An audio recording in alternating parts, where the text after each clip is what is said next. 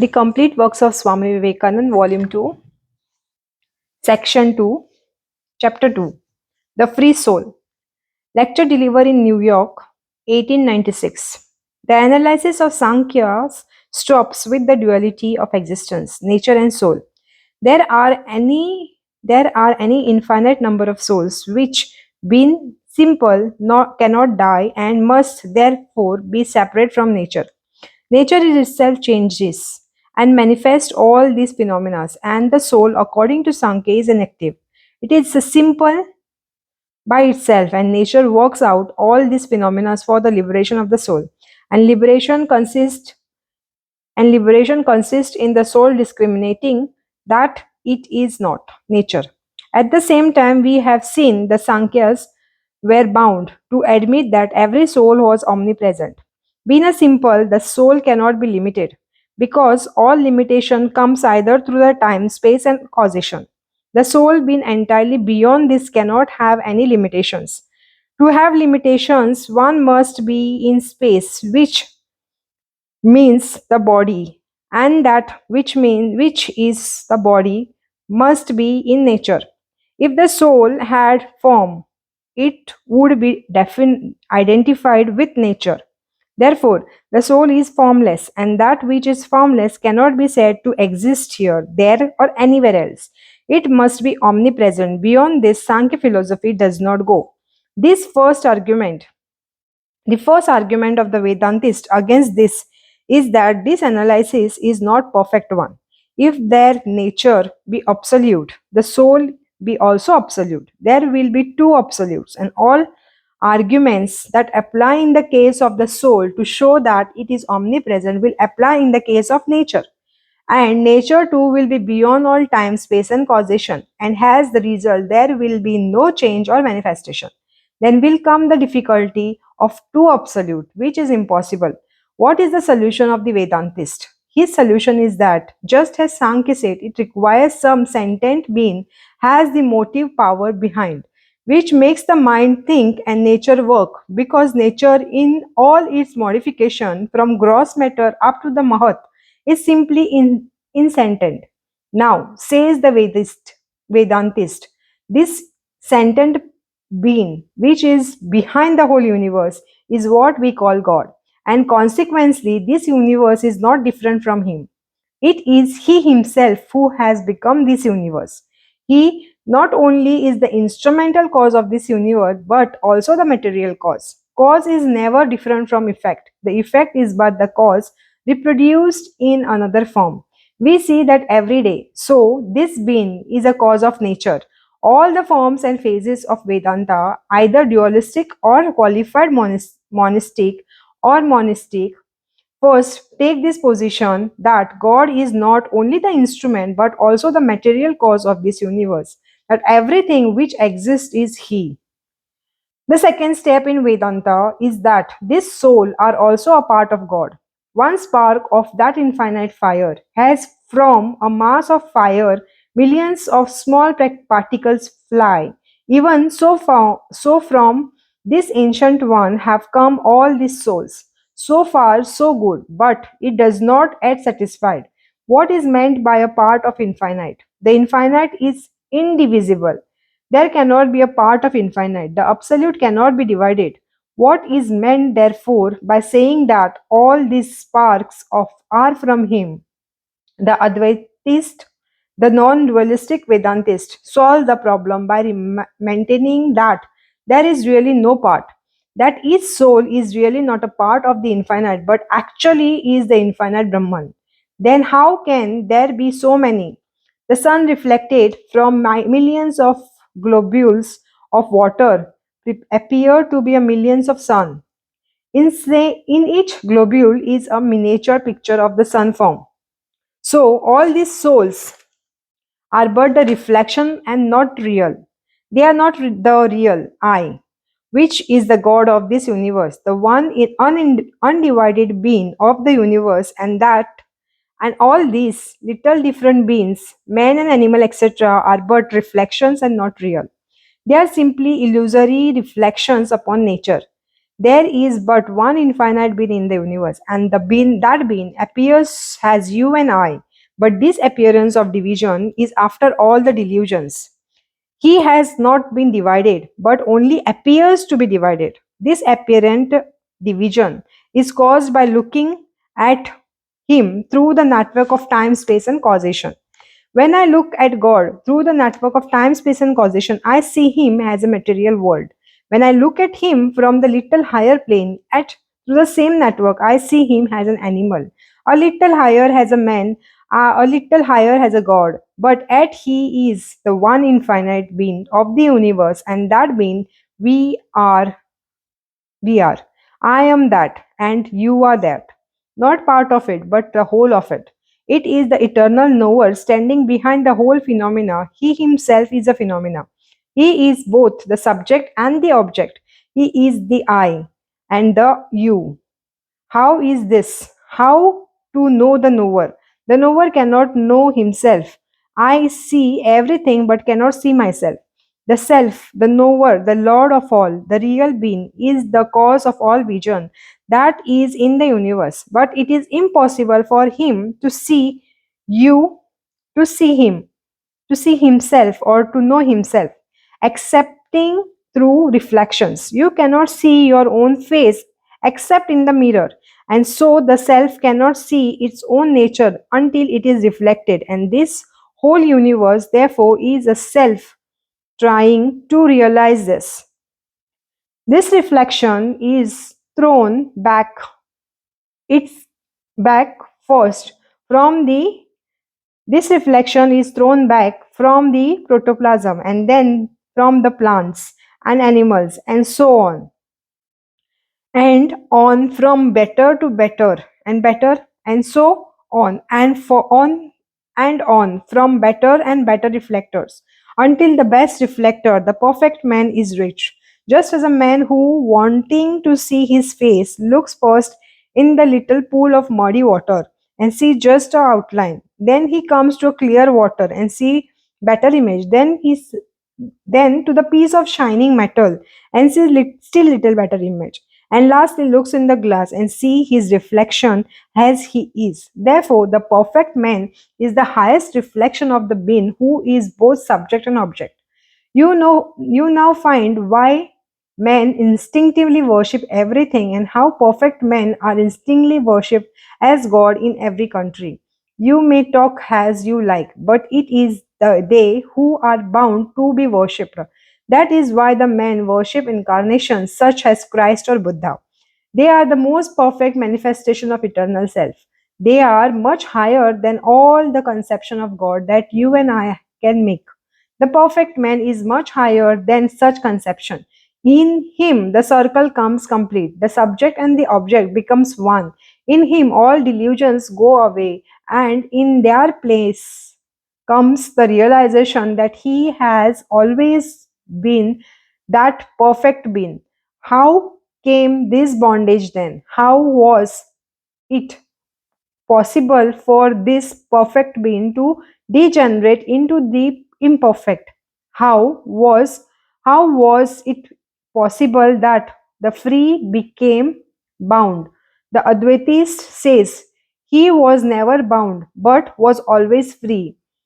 Various clouds of various colors come before the sky.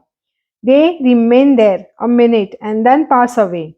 It is the same eternal blue sky sketching there forever.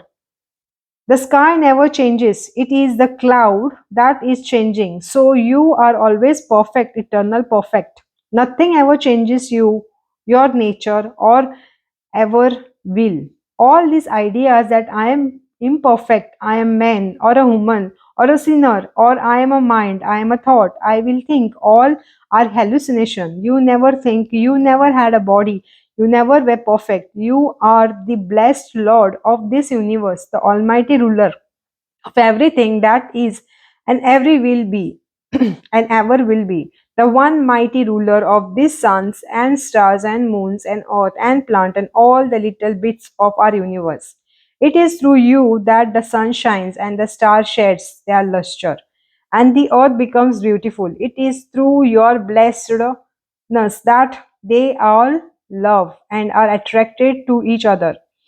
You are in all, and you are all. Whom to avoid and whom to talk. You are all in all. When this knowledge comes, delusion immediately vanishes. I was once traveling in the desert in India. I traveled I traveled for over a month and always found the most beautiful landscape before me. Beautiful lakes and all that. One day I was very thirsty and I wanted to have a drink at one of this lake, but when I approached that lake, it vanished. Immediately, with a blow came into my brain the idea that this was mirage, because about which I had read in all my life. And then I remembered and smiled at my folly that for the last month, all beautiful landscapes and lakes I had been seeing were this mirage, but I could not distinguish them then. The next morning, I again began my march. There was a lake and a landscape, but with it immediately came the idea this is a mirage. Once known, it has lost its power of illusion. So, this illusion of the universe will break one day. The whole of this will vanish, melt away. This is realization. Philosophy is no joke or talk. It has to be realized.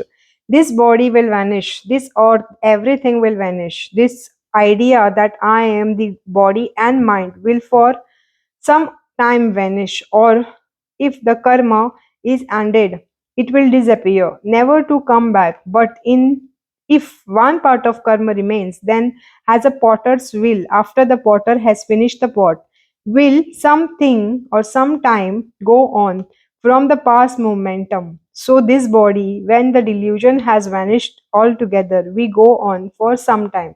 Again, this world will come, man, woman, animal will come, just as the mirage came the next day, but not with the same force. Along with it will come the idea that I know its nature now, and it will cause no bondage, no more pain, nor grief, nor misery. Whenever anything miserable will come, the mind will be able to say, I know you as hallucination. When a man has reached that state, he is called Jivan Mukta, living free. Free even while living. The aim and the end in this life for the Jnana Yogi is to become the Jiva Mukta, that is living free.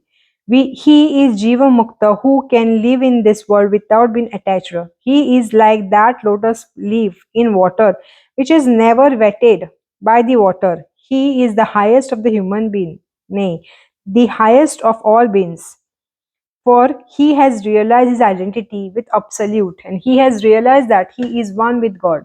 So long as you think you have the least difference from God, fear will seize you.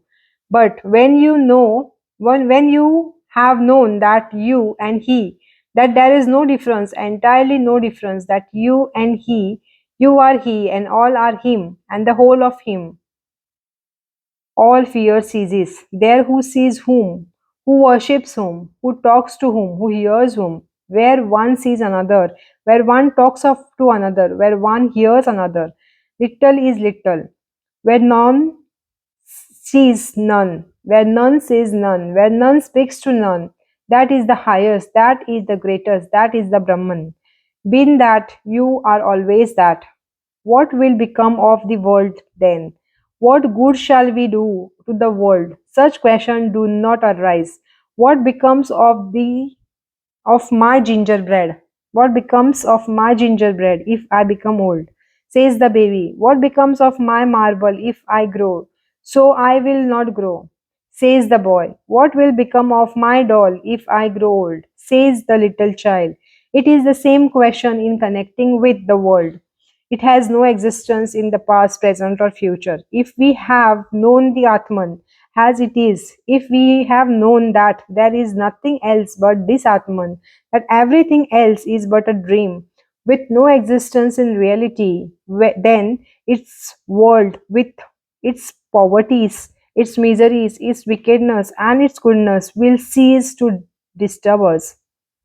If they do not exist, for whom, for what shall we take trouble? This is what the Jnana Yogi teach. Therefore, dare to be free, dare to go as far as your thoughts lead, and dare to carry that out in your life. It is very hard to come to Jnana. It is for the bravest and the most darling who dares to smash all ideas, not only intellectual but in the senses. This body is not I, it must go. All sort of curious things may come out of this. A man stands up and says, I am not a body. Therefore, my headache must be cured. But where is the headache if not in his body? Let 1,000 headaches and 1,000 bodies come and go. What is that to me? I have never birth nor death. Fathers or mothers, father or mother, I never had. Friends and fears I have none, because they are all I. I am own friend. I am my own enemy. I am existence, knowledge, bliss.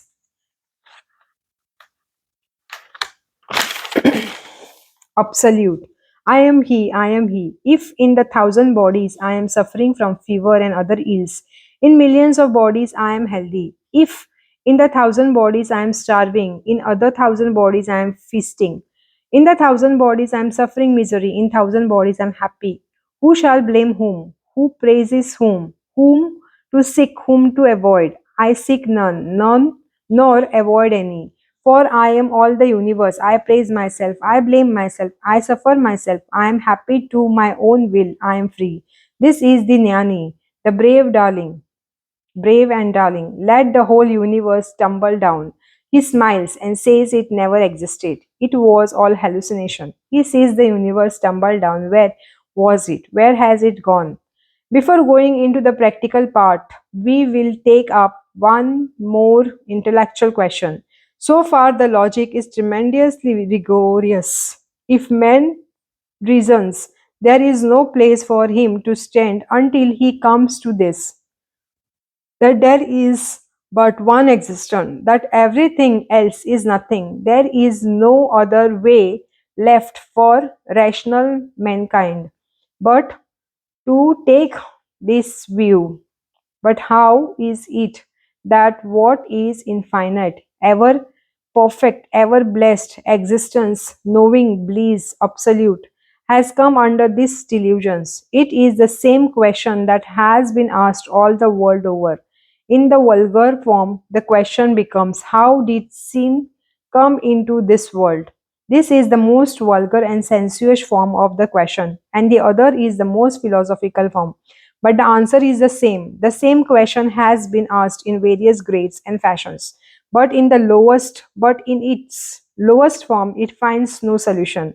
Because the stories of apple, serpent, and human do not give the explanation. In that state, the question is childish, and so is the answer. But the question that assumes very high proportions now. How did this illusion come? And the answer is has fine. The answer is that we cannot expect any answer to any impossible question. The very question is impossible in terms. You know, you have no right to ask that question. Why? What is perfect? That which is beyond time, space, and causation, that is perfect. Then you ask how the perfect become imperfect. In logical language, the question may be put in this form: how did that which is beyond causation become caused?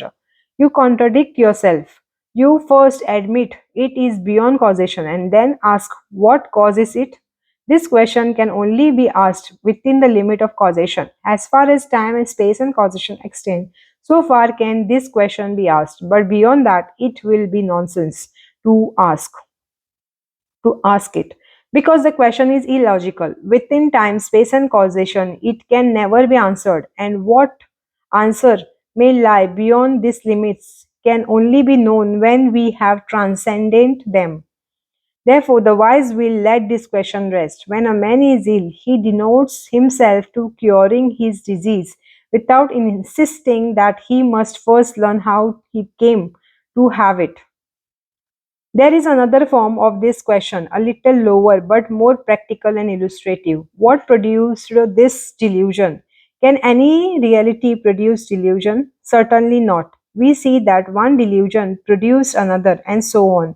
It is delusion always that produces delusion. It is a disease that produces disease, and not the health that produces disease. The wave is the same thing as the water. The effect of the cause is another form. The effect is delusion, and therefore the cause must be delusion. What produced this delusion? Another delusion, and so on without beginning. The first question that remains for you to ask is: does not this break with monism? Because you get two existence in the universe, one yourself and another delusion. The answer is delusion cannot be called as existence. Thousands of dreams comes into your life but do not form any part of your life. Dreams come and go, they have no existence. To call delusion existence will be sophistry. Therefore, there is only one individual existence in the universe, ever free, ever blessed, and that is what you are. This is the last conclusion reached by the Advaitist. This is the last conclusion reached by the Advaitist. It may then be asked, what becomes of all this? What becomes of all these various forms of worship? They will remain. They are simply grouping in the dark for light, and through this grouping, light will come. We have just seen that the self cannot see itself. Our knowledge is within the network of Maya, the unreality, and beyond that is freedom. Within the network, there is slavery. It is all under law. Beyond that, there is no law. So far as the universe is concerned, existence is ruled by law, and beyond that is a freedom. As long as you, in the network of time, space, and causation, to say you are free is nonsense. And because in that network all is under rigorous law, sequence, and consequence. Every thought that you think is caused, every feeling that ever caused, to say that the will is free is sheer nonsense. It is only when the infinite existence comes, as it were, into this network of Maya that it takes the form of will. Will is a network of Maya that it takes the form of will. Will is a portion of that being caught in the network of Maya, and therefore free will is a misnomer. Misnomer. It means nothing, surely nonsense. So is all this talk for about freedom. This is no freedom in Maya. Everyone is as much bound in thought, word, deed, and mind as a piece of stone or this table that I talk to you is as a rigorous in causation as that you listen to me. There is no freedom until you go beyond Maya. That is the real freedom of the soul. Men, however sharp and intellectual, however clever they see the force of logical that nothing here can be free, are all compelled to think they are free. They cannot help it. No work can go on until we begin to say we are free. It means that the freedom we talk about is the glimpse of the blue sky through the clouds, and that the real freedom. The blue sky itself is behind. True freedom cannot exist in the middle of this delusion, this hallucination, this nonsense of the world, the universe of the senses, body, and mind. All these dreams without beginning and end, uncontrolled and uncontrollable, ill-justed, broken, inharmonious, form our ideas of this universe. In a dream, when you see a giant with 20 heads chasing you and you are flying from him, you do not think it is unharmonious. You think it is a proper and right. So is this law. All that you call law is simply chance without meaning. In this dream state, you call it law. Within Maya, so far has this law of time, space, and causation exists. There is no freedom, and all these various forms of worship are within this Maya. The idea of God, the idea of brute, and the man and of man are within this Maya, and as such are equally hallucination. All of them are dream. But you must take care not to argue with some extraordinary men of whom we hear at the present time. They say the idea of God is a delusion, but the idea of this world is true. Both ideas stand or fall by the same logic. He alone has the right to be an atheist who denies this world, as well as the others. The same argument is for both. The same mass of delusion extends from God to the lowest animal, from the blade of glass to the Creator.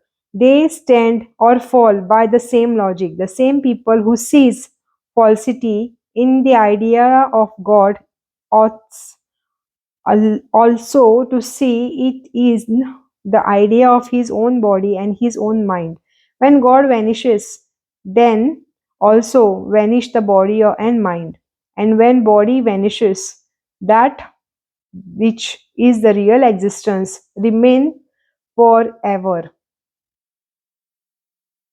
There the eyes cannot go, nor the speech, nor the mind. We cannot see it, neither know it. And we now understand that so far as speech and thought and knowledge and intellect go, it is all within the Maya, within bondage. Beyond that is reality. There neither thought nor mind nor speech and can reach. So far, it is intellectually all right, but then comes the practice. The real work is in the practice. Are any practices necessary to realize this oneness? Most decidedly, it is not that you become this Brahman. You are already that. It is not that you are going to become God or perfect. You are already perfect. And within and whenever you think you are not, it is delusion. This delusion which says that you are Mr. So and so, Mrs. So and so, can be got rid of by another delusion, and that is practice. Fire will eat fire. You can use one delusion to conquer another delusion.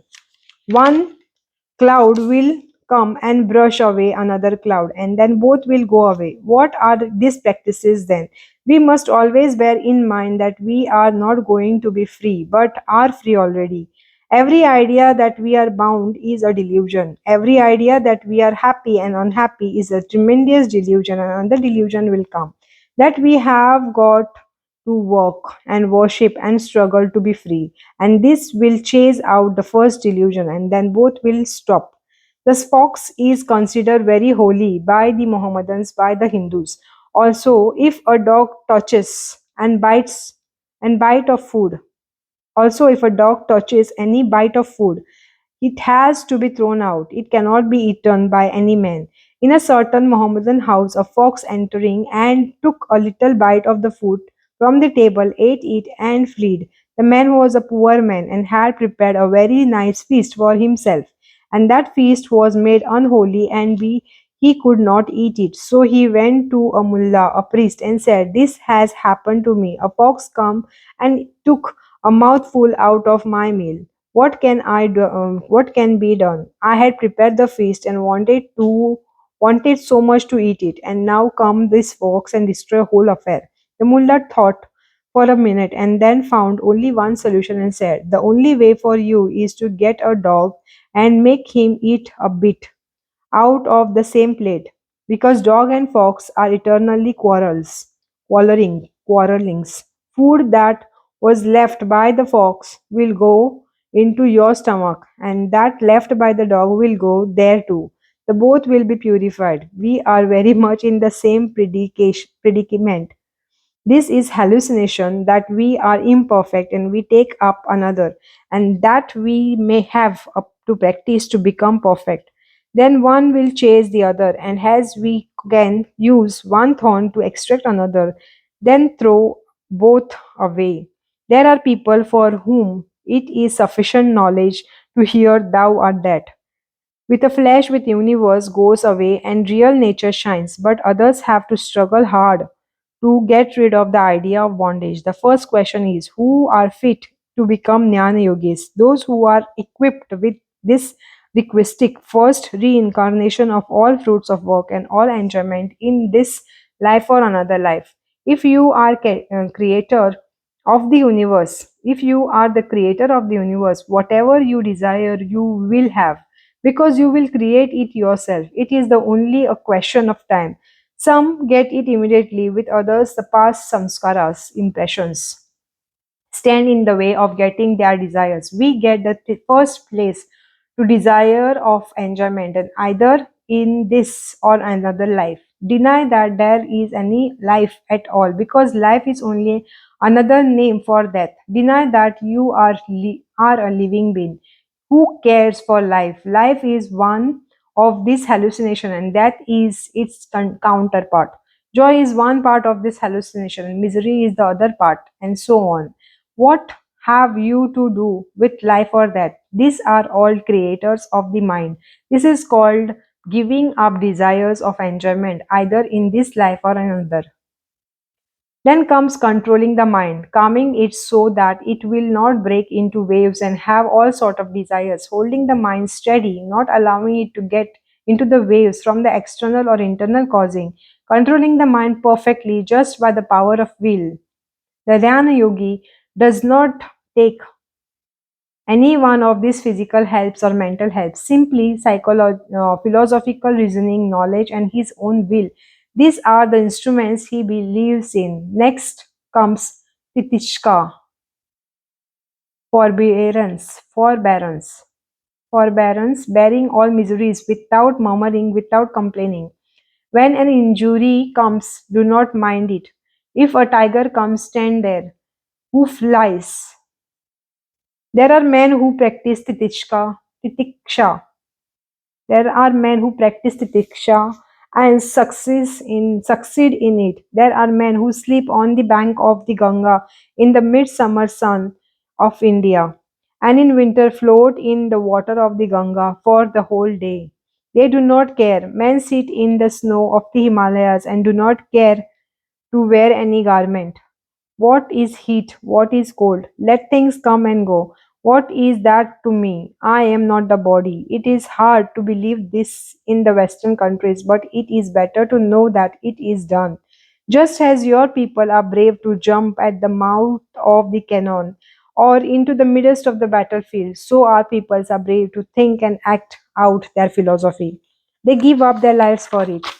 I am existence, knowledge, bliss absolute. I am He. Just as the Western idea is to keep up luxury in practical life, so ours is to keep up the highest form of spirituality, to demonstrate that religion is not merely froth words, but can be carried out, ever bit of it in this life, every bit of it in this life. This is titiksha, to bear everything, not to complain of anything. I myself have seen men who say, I am the soul. What is the universe to me? Neither pleasure nor pain, nor virtue nor vice, nor heat nor cold is anything to me. That is titiksha, not running after the enjoyment of the body. What is a religion? To pray. Give me this and that. Foolish ideas of religion. Those who believe them have no true idea of God and soul. My master used to say, the vulture rises higher and higher until he becomes a speck, but his eyes is always on the piece of the rotten carons on the earth. After all, what is the result of your ideas of religion? To cleanse the street and have more bread and cloth? Who cares for bread and cloth? Million comes and go every minute. Who cares? Why care for joy and vicissitudes of the little world? Go beyond that if you dare. Go beyond law. Let the whole universe vanish and stand alone. I am existence. I am absolute. I am knowledge absolute. I am bliss absolute. I am He. I am He.